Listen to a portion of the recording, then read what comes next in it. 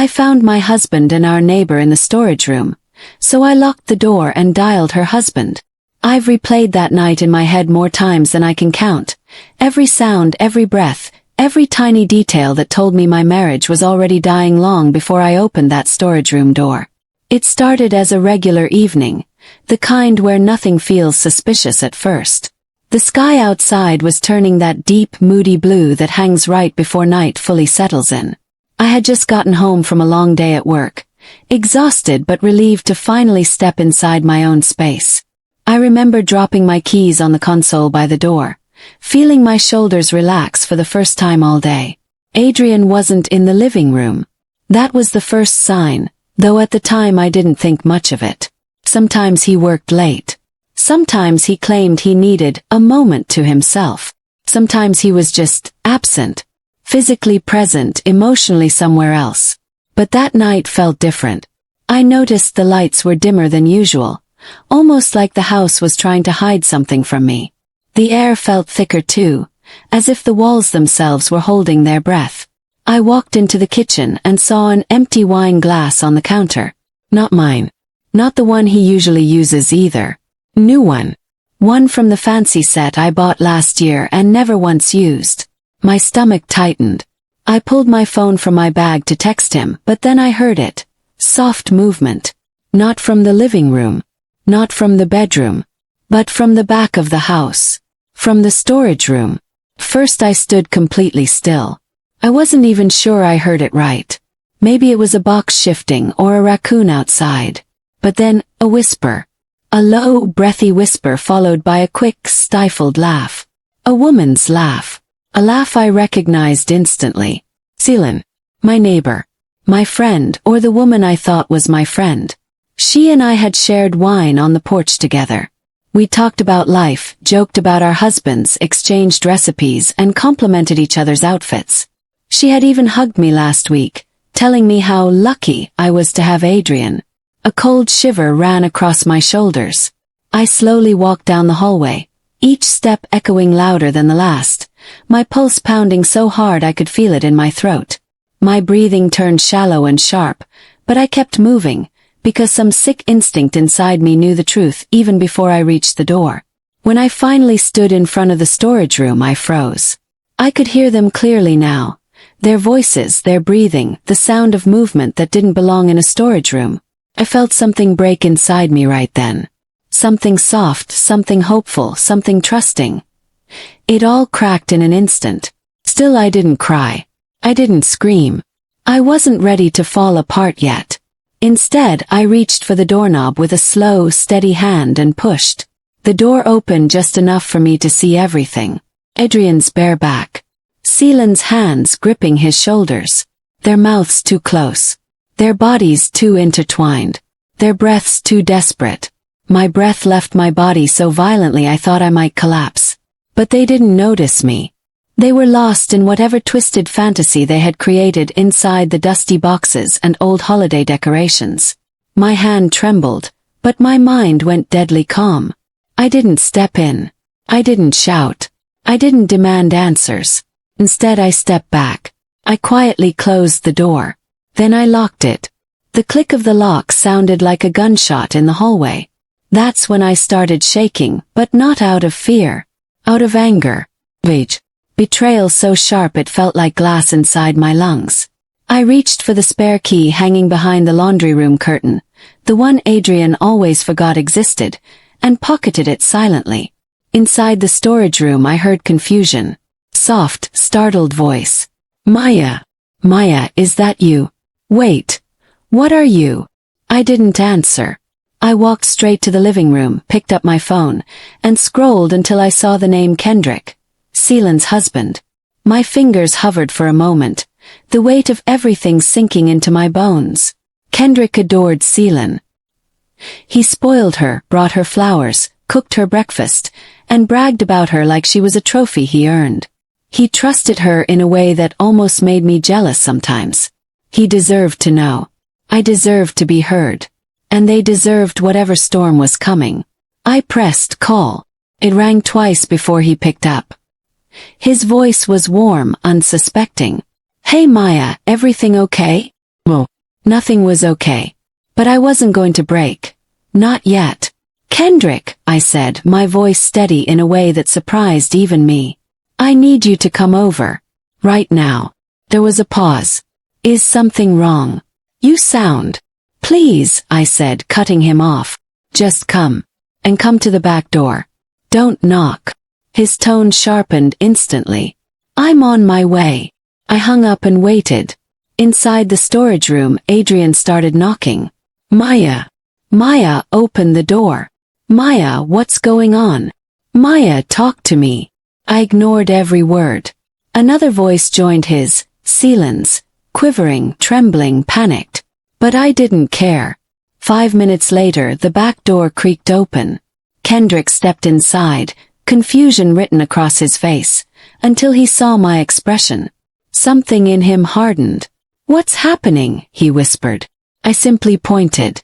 He didn't ask another question. He walked straight to the storage room. I unlocked the door and stepped back. The door swung open slowly, and the sight that followed is something I will never forget. Seelan's entire face drained of color. Her body stiffened. Her mouth fell open but no sound came out. Kendrick stood there in the doorway. Tall, silent, shaking with fury.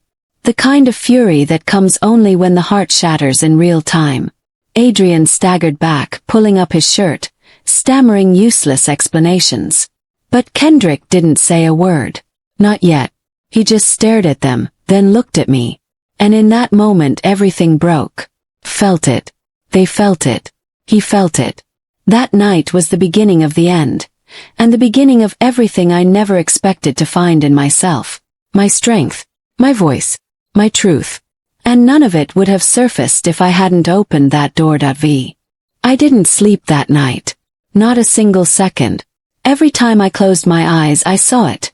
Adrian's face turning pale, his hands trembling, the way his voice cracked when he realized I knew.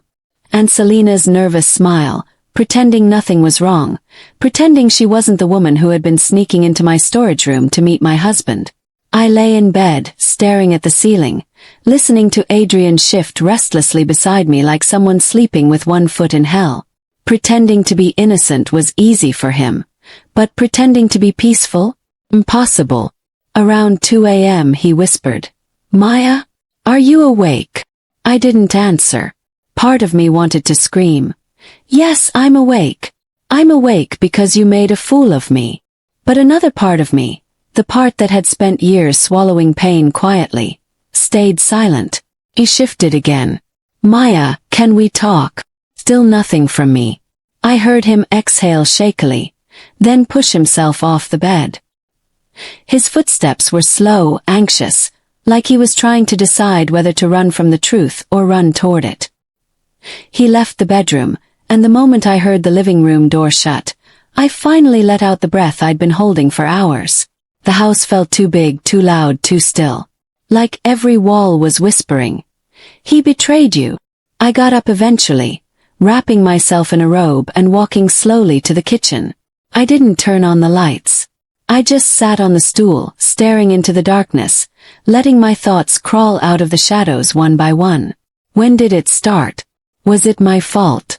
Did I miss the signs? Was I not enough? The questions were daggers with names. I remembered the day Selena moved in next door.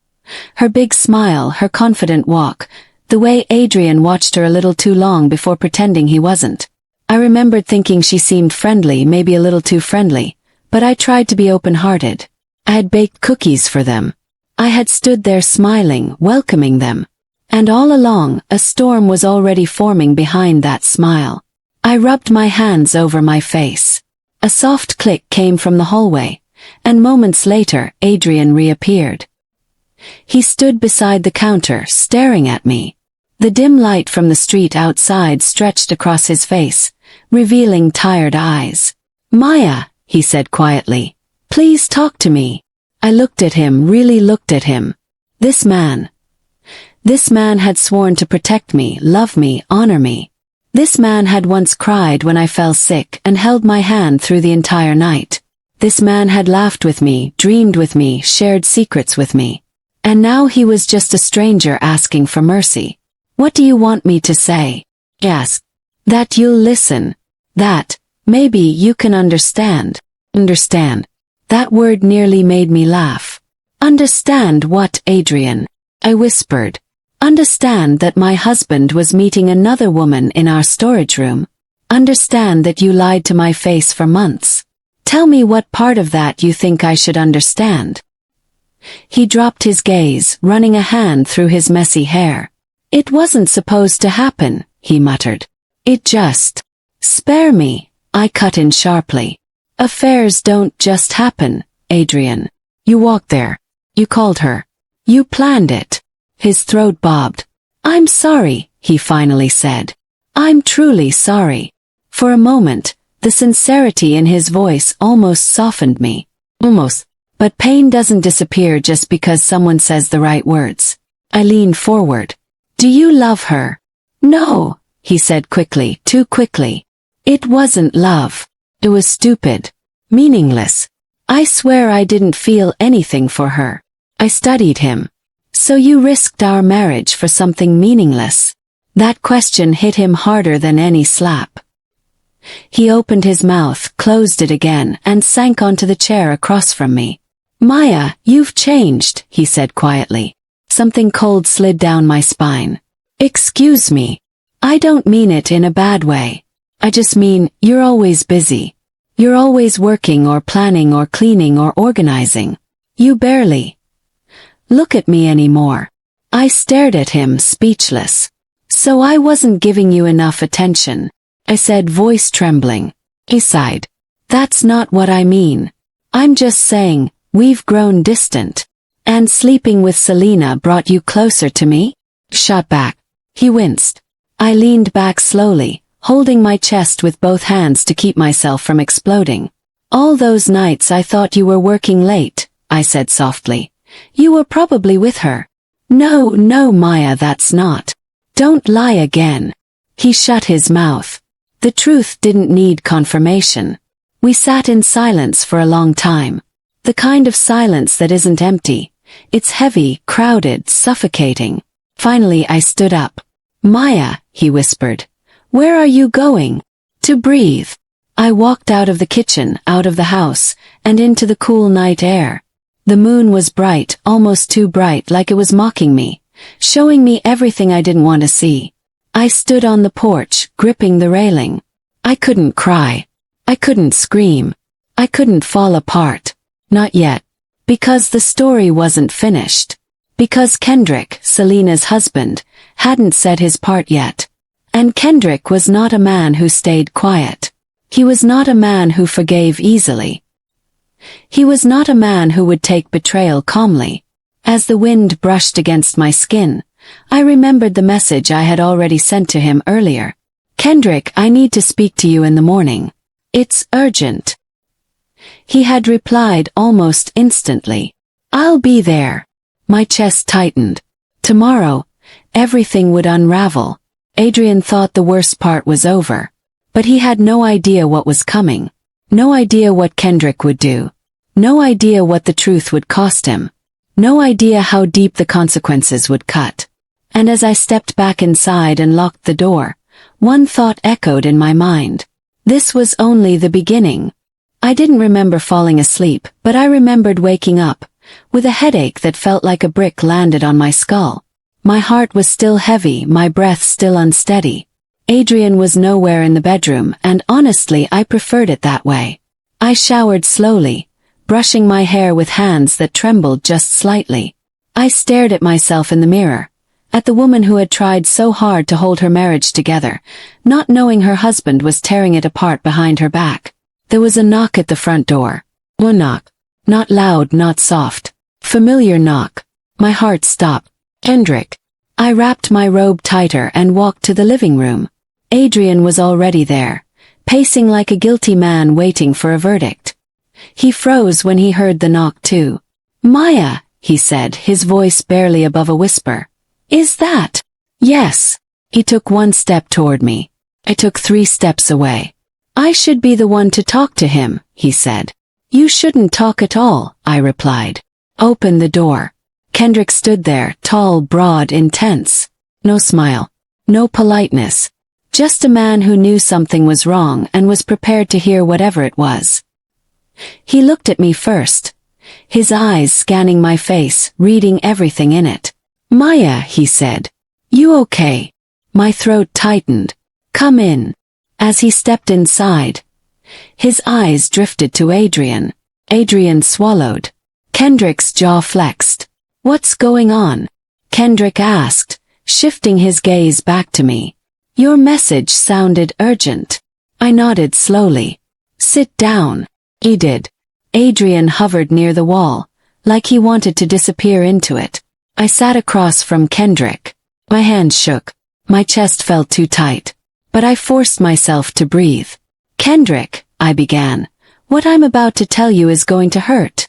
His eyes sharpened instantly. "Selena?" he asked quietly. He nodded. He shut his eyes for 3 seconds. Only 3. But those 3 seconds were enough to tell me he already suspected something. "Go on," he said. I clasped my hands together. "She and Adrian have been meeting in our storage room." He didn't move. He didn't shout. He didn't even blink. "What?" he asked, voice flat, too calm. I swallowed. "I caught them." I felt Adrian close his eyes behind me. Kendrick stared at me like he needed more details, like he needed me to say the words again just so he could believe them. "You saw them?" he asked, each syllable deliberate. "I opened the door and found them together." Silence. Long, deep, suffocating silence. Kendrick leaned back slowly, resting one hand on his knee, the other over his mouth. Not crying. Not shaking. Just processing. Adrian took a small step forward. "Kendrick, listen." Kendrick held up his hand. Adrian froze. "No," Kendrick said. "You don't get to talk." The room was ice cold. "Why didn't you tell me earlier?" Kendrick asked, his eyes not leaving mine. Exhaled. "Because I found out last night. And you locked them inside." His voice lowered. "Yes. And you took the key." "Yes." For the first time, something flickered in Kendrick's eyes. Something like dark satisfaction. "Good." Adrian flinched. Kendrick leaned forward. "How long, Adrian?" Adrian hesitated.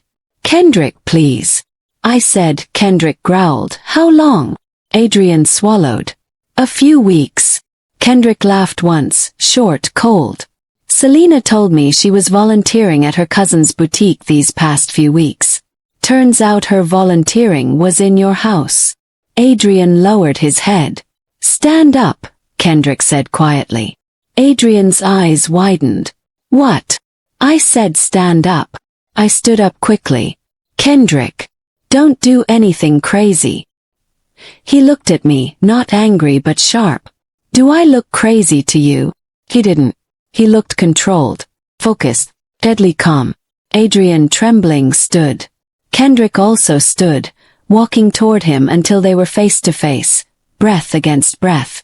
Kendrick was slightly taller, broader, and calmer. Adrian looked like a man about to pass out. "How many times did you touch my wife?" Kendrick asked. Adrian stuttered. I don't." "How many times?" Kendrick repeated, quieter now. "More dangerous." Adrian didn't answer. Kendrick stepped even closer. "You didn't just cheat on Maya. You also dragged me into your mess. You had the nerve to use my house, my marriage, my peace, as cover for your stupidity." Adrian's hand shook. "And my wife," Kendrick continued. "The woman I trusted. You let her walk into another man's home like she owned it." "Kendrick." I stepped forward. He turned to me. His voice softened. "Maya, I won't hit him. I won't touch him. I just need him to hear the truth from a man who understands betrayal." He turned back to Adrian. "You broke your home," Kendrick said. "And you helped break mine." Adrian looked like he wanted the floor to swallow him. Kendrick leaned even closer, lowering his voice to barely above a whisper. "You're going to tell Maya everything. Every detail. Every reason. Every moment. And then you're going to live with the consequences." He stepped back. Adrian sank onto the couch like his knees gave up. Kendrick turned to leave, but I grabbed his arm. Where are you going? To my house, he said. To wait. For Selena. Yes. I swallowed. Kendrick. What are you going to do? He opened the door, looked over his shoulder, and said in the calmest voice I had ever heard. I'm going to let her lie. Then I'm going to watch her react when she realizes I already know everything. That's worse than anything I could ever do. Then he left. The house felt empty again. Adrian buried his face in his hands. Maya. I'm sorry. But sorry wasn't a healing balm. Sorry wasn't enough. Sorry wasn't a cure. I can't do this now, I whispered. Talk later. I walked into the bedroom and shut the door behind me. The moment I sat on the bed, the tears finally came. Silent, uncontrollable, shaking tears that soaked my hands and my robe and the pillow beside me. I cried for my marriage. I cried for my dignity. I cried for the woman I used to be. When I finally calmed down, I realized something. The storm wasn't over. Kendrick was going to confront Selena soon. And when the truth exploded in his house, it would echo back into mine.vv.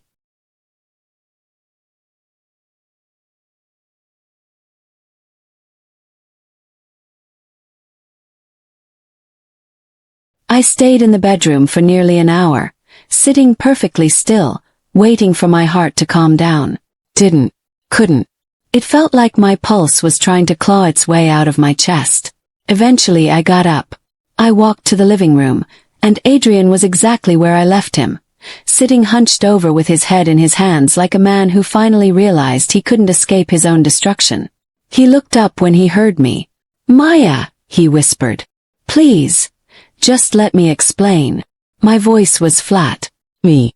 Explain what? That you cheated, lied, repeatedly used our storage room to sleep with another man's wife. He swallowed so hard his throat clicked. I don't even know why, he admitted. I can't justify it. It just happened. People don't just fall into cheating, I said coldly. It's not ice. You don't slip into it. He shut his eyes. The truth is, I continued, you made a choice. Not once. Over and over. You chose her.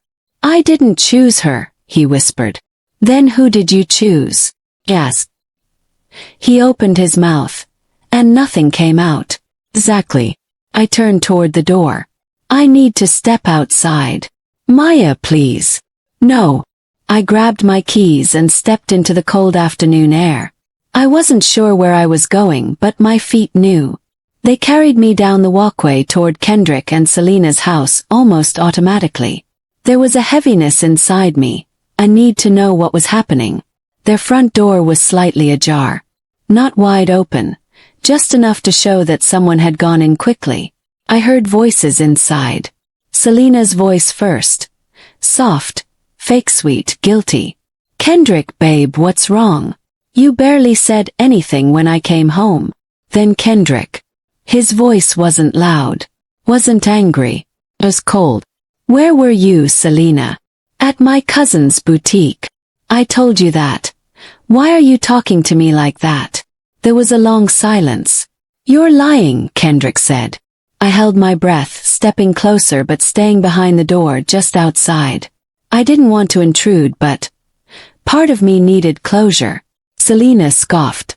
What? No, I'm not. Kendrick, seriously. What's your problem? You've been lying for weeks, Kendrick replied. And before you try to build another story, let me make something clear. Another pause. Long one. I know about you and Adrian. Everything went silent. Completely silent. What? Selena whispered, her voice shaking. Kendrick. Why would you say something like that? No, Kendrick said. Why would you do something like that? There was a sound like she took a step back. Kendrick, who told you that? Maya. Because she's confused, okay? She must have misunderstood. She walked in on you. Silence again. Deep, thick, suffocating silence. You and Adrian, Kendrick said. In their storage room. I heard Selena stagger back. That's not, she saw wrong. Kendrick laughed. Single bitter laugh. You're not even good at lying. You should practice. Then his tone dropped into something sharp. How long? Kendrick. How long, Selena? He repeated. Her voice cracked. I don't know. You don't know. Kendrick said, voice rising slightly. You don't know how long you've been cheating on your husband. He exhaled, steadying himself. You've embarrassed me, Kendrick said quietly. You've humiliated me in front of a family that trusted us. You walked into someone else's home and threw away your marriage and mine. For what? What did you even see in him? Her voice broke. I don't know. Messed up. I messed up so bad. Please, please don't leave me. Kendrick's voice softened in the strangest way. Not loving. Not gentle. Just resigned. I'm not leaving you, Selena. Flinched. I wasn't expecting that. Neither was she.